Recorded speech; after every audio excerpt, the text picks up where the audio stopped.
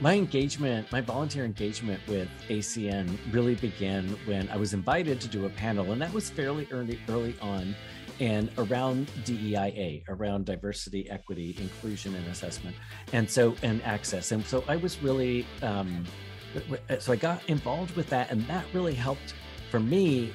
It connected me to a lot of folks really quickly, and that was a really great first step. And then after that, I got interested in membership, and I started talking to the membership committee, which is the membership committee of the board, about membership and what does that mean and that kind of stuff. And I started getting interested in the board a little bit, and I started talking to people, and then it was really actually connecting with folks that were on the board and talking to folks that I was asked to participate on the board. So I did that, and that was super exciting because we got to do, it was just looking at it from a different perspective, right? And that was after a year. So it took me a year to get there and to look at it from a different perspective. During that time, I did all of the presentations that I could and all that kind of stuff, which were actually quite fun.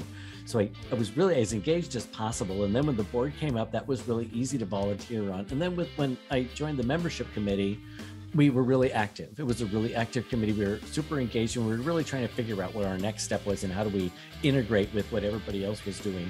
And part of that was developing empower groups. And that was a really great outcome of this collective work that we were doing. And the empower groups were spawned by membership. It just came up. People said, I want to do this.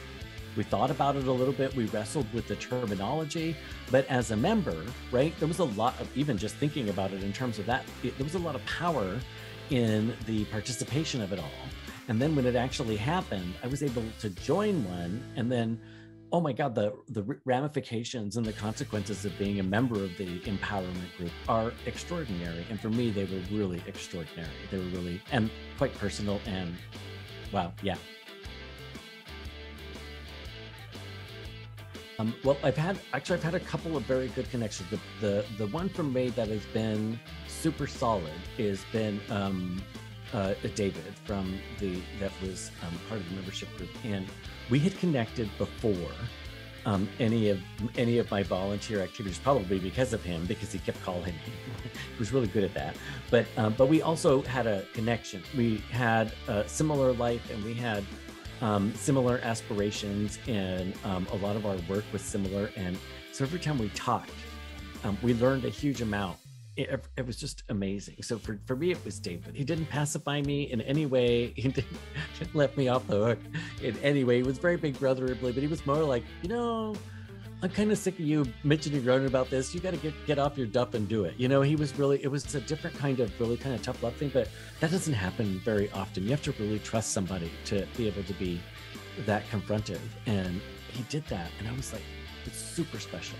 So in my life, that's really hard to come by, in as far as valuable relationships. So that's one of many, but that one is super special. And then, of course, all the other people that I have just been able to talk to, like Shay Lucy. We get to talk about interim stuff, right? And how we both do that. There are not a lot of interims in the group, and that's interesting. We should do an empower group for interims, but that one's an interesting, because it's an interesting different perspective. And then there's and right now I have meetings scheduled with ACN members for the next few weeks. I do about one every other week so that I can pace it out and meet people, right? So I love that part. It is the best.